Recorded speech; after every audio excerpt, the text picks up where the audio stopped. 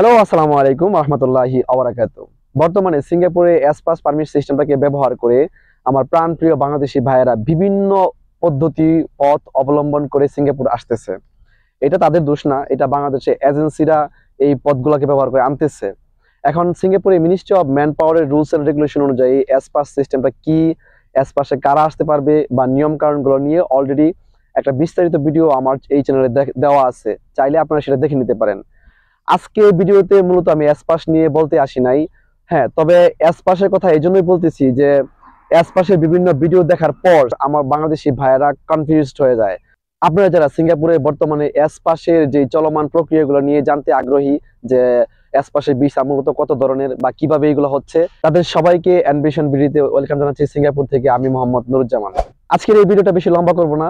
আমার মূল ভিডিওটা শুরু করার আগে আপনাদের প্রতি একটা রিকোয়েস্ট, সেটা হচ্ছে যে আপনারা অবশ্যই অ্যানভিশন ভিডিওকে সাবস্ক্রাইব করবেন ইনশাআল্লাহ, এবং আপনাদের যদি আমার ভিডিওগুলো ভালো লাগে লাইক করুন, কমেন্ট করুন এবং শেয়ার করুন। চলুন মূল আলোচনা শুরু করি।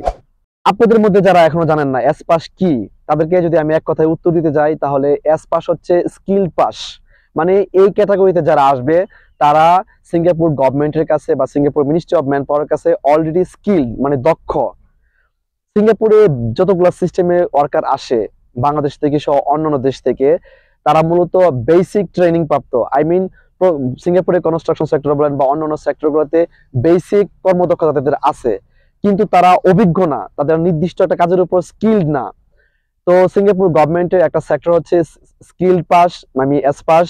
এই সেক্টরে যারা আসবে তারা অলরেডি স্কিল, মানে যে কোনো একটা ট্রেডের উপর তারা খুবই স্পেশাল, তারা অভিজ্ঞ। তো দেখেন, আপনারা কোথায় থেকে কি শুনছেন বা আপনার এজেন্সি আপনাকে কি বলছে, এটা বড় কথা না। বড় কথা হচ্ছে যে মিনিস্ট্রি অফ ম্যান পাওয়ার কি বলতেছে, তার আইন কি বলতেছে, এইটাই।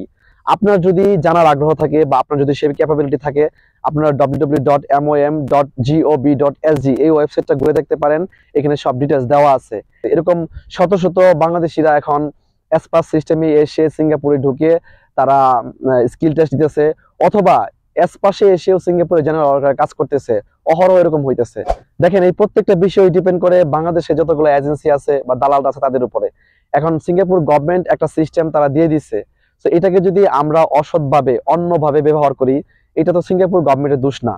দেখেন, হ্যাঁ, আপনি এই সিস্টেমে আসতে পারবেন, এইভাবে ভিন্ন পদ্ধতি অবলম্বন করে আপনি আসতে পারবেন, কিন্তু ভবিষ্যতে যদি আপনি কোনো ধরনের সমস্যায় পড়েন, তখন কিন্তু আপনি সিঙ্গাপুর গভর্নমেন্টের কোনো লিগ্যাল সহযোগিতা পাবেন না, বা তাদের কাছ থেকে আপনি ওই ধরনের কোনো রেসপন্স পাবেন না। কারণ আপনি প্রথমেই আসছেন ভিন্ন পদ্ধতি অবলম্বন করে।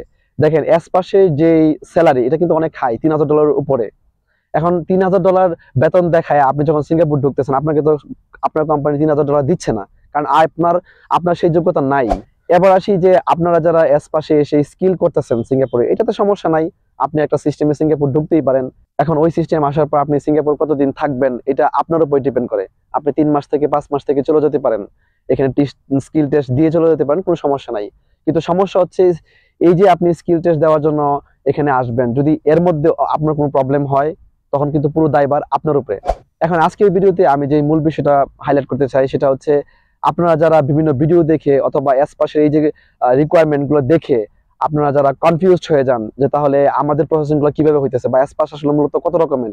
এসপাস মূলত কোনো রকম সকম নাই ভাই, কিন্তু এটা বিভিন্ন ভাবে ব্যবহার করে এজেন্সি এবং কোম্পানিগুলা। এসপাসের রকম মূলত একটাই, সিঙ্গাপুরের নিয়ম অনুযায়ী। এখন এই এসপাসটাকে ব্যবহার করে এটাকে কন্ট্রাক্ট সিস্টেমে বিভিন্ন পথ বের করছে, সেটা হচ্ছে এজেন্সিরা, কোম্পানিগুলা এটাকে বাইপাস করার জন্য।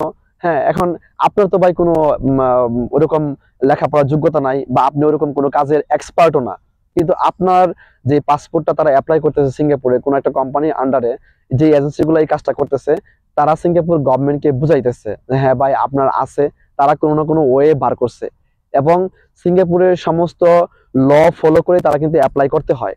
সো বুঝতেই পারতেছেন, আপনার অগোচরে আপনার কোনো যোগ্যতা না থাকার পরও অটোমেটিক্যালি সব হয়ে যাচ্ছে। এটা সব ব্যবস্থা কিন্তু কোম্পানি করতেছে এবং এজেন্সিরা করতেছে। তো আপনার যোগ্যতা না থাকার পরেও, আপনার ওইরকম স্পেশাল কোনো কর্মদক্ষতা না থাকার পরেও আপনি এসপাসে আসতে পারবেন, এবং যেটা অহরহ বর্তমানে হইতেছে, হাজার হাজার বাংলাদেশি আসতেছে এই সিস্টেমে। এখন সিঙ্গাপুরে আসার পরেও মূলত কিন্তু অনেক ঝামেলা হয়, এসপাসে অনেক মামলা হয় এখানে। কারণ সিঙ্গাপুরে এই সিস্টেমে আসার পর কোনো কারণে যদি কোম্পানির সাথে আপনার বনিবনা না হয়, কোনো প্রবলেম হয়, তখন দেখা যায় কি বিষয়গুলো এমওএম এর কাছে গেলে, যখন এমওএম এই জিনিসগুলোকে ইনকোয়ারি করে, তখন মূল বিষয়গুলো বের হয়ে আসে যে আপনি এজেন্সিরা বা কোম্পানিরা প্রতি মাসে বেতন দেখাইছে $3000 প্লাস, কিন্তু আপনি শেষ পর্যন্ত বেতন পাইছেন $1000। সো এখানে একটা ফল্ট। দ্বিতীয়ত, কোম্পানি আপনাকে একটা স্পেশাল কাজের ক্যাপাবিলিটি দেখায় কিন্তু তারা নিয়ে আসছে, কিন্তু আপনি এখানে এসে জেনারেল কাজ করতেছেন, হ্যাকিং করতেছেন, রিভারে কাজ করতেছেন, কাস্টিং কাজ করতেছেন, রঙের কাজ করতেছেন। সো এই বিষয়গুলাও অনেকটা 2 নাম্বারই। দেখেন প্রিয় বাংলাদেশিরা, দিন শেষে আমরা যেই পথ বা পদ্ধতি ব্যবহার করে আসি না কেন, আমরা হ্যাপি হই যে আমরা আসতে পারছি, আলহামদুলিল্লাহ।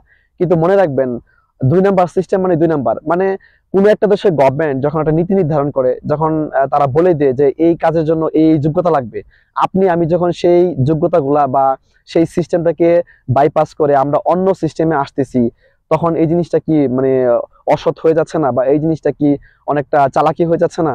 আপনি যদি কোনো বিপদে না পড়েন, কোনো সমস্যা হবে না ইনশাল্লাহ, এভাবে চলতে পারবেন 30-40 বছর। কিন্তু যদি কোনো সমস্যা হয়ে যায় ইনকেস এর মধ্যে, তখন তো কিন্তু এজেন্সিরাও আপনার দায়ভার নেবে না, কোম্পানিও দায়ভার নেবে না, সমস্ত রেসপন্সিবিলিটি আপনার উপরে এসে পড়বে। সো আজকের ভিডিওতে মূলত আপনারা যে জন্য আসছিলেন যে এস পাস কত রকমের বা এটার ভিসা কিরকম, হ্যাঁ এই বিষয়গুলো আসলে কিছুই না। এগুলো সব হচ্ছে আমাদের এজেন্সিদের ভুজং বাজং। আপনাদের যাদের ওইরকম যোগ্যতা নাই, তারাও এস পাশে আসতে পারবেন, কোনো সমস্যা নাই। কন্ট্রাক্ট সিস্টেম, এজেন্সির কাছে যাবেন, 10-15 লাখ টাকা দিবেন, চলে আসবেন, বাস এতটুকুই।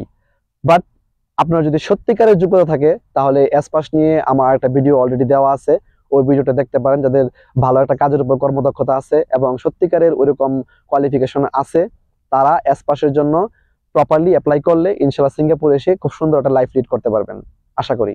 তো এস পাস নিয়ে যারা কনফিউশনে আছিলেন যে এস পাস আসলে মূলত কত রকম বা এস পাসের যোগ্যতা আমার আছে কিনা আদৌ, তারা আশা করি এই ভিডিওটা দেখার পরে ক্লিয়ার হয়ে গেছেন।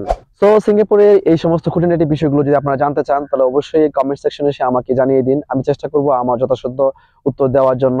সবাই ভালো থাকুন, সুস্থ থাকুন, নিরাপদে থাকুন। পরবর্তী ভিডিও দেখার আমন্ত্রণ রইল। ধন্যবাদ সবাইকে।